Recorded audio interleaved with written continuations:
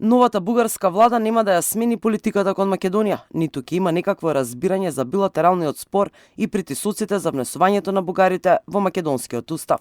Познавачите не се многу оптимисти во однос на новата владеачка гарнитура кај источниот сосед и нивната политика кон Македонија. Дел од нив предвидуваат дека новата влада на Росен Желјасков, кој беше предложен од коалицијата ГЕРБ-СДС, нема да биде стабилна и незиниот мандат нема да трае повеќе од година и пол, бидејќи е составена од многу коалиции и партии.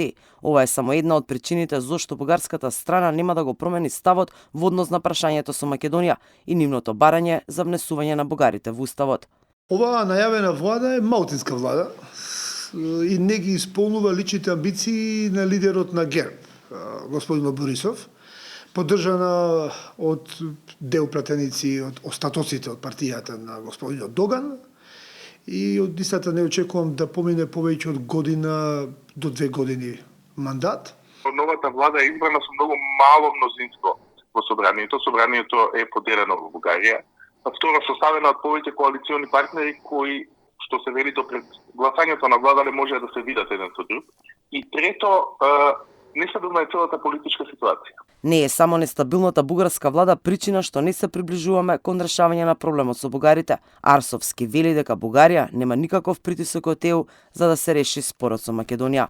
Бугарската политика кон откочување на преговорите на Македонија со ЕУ тешко дека ќе се смени брзо, особено бидејќи нема никаков притисок од Европската унија, од Европската комисија за промена на тој став. На иста линија е и професорот по јавен менаџмент Петар Богоевски. Овој заклучок го извлекува бидејќи Црна Гора заработи вето од Хрватска, истиот ден кога новата комесарка за проширување Марта Кос најави дека Унијата ќе се проширува со уште една членка. Според него причините за ветото се небулозни. Хрватите бараат Црна Гора да смени име на базен во Котар. Од тука, очигледно е, ЕУ нема политичка волја да стави крај на вакви барања на членките, секогаш кога нив нешто не им одговара, коментира Богоевски. Билатералниот проблем е представен како бугарско барање, но во случајот станува збор за немањето доволна политичка волја ЕУ да се прошири. Се додека не се донеси политичка одлука за вистинско проширење на Европската унија, а председател Макрон најави тоа ќе биде после внатрешното реформирање на Европската унија и незино стабилизирање и зацврстување во тој процес, многу тешко дека било која земја членка од Балканот има европска перспектива во вистинска смисла на зборот и брз прием.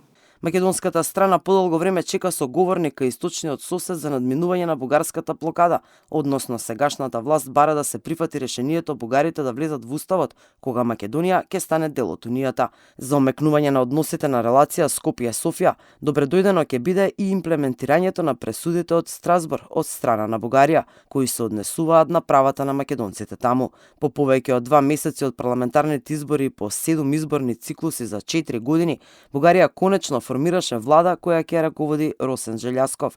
Тој го доби мандатот од председателот Румен Радев, а владиниот кабинет го поддржаа 125 пратеници во Народното собрание.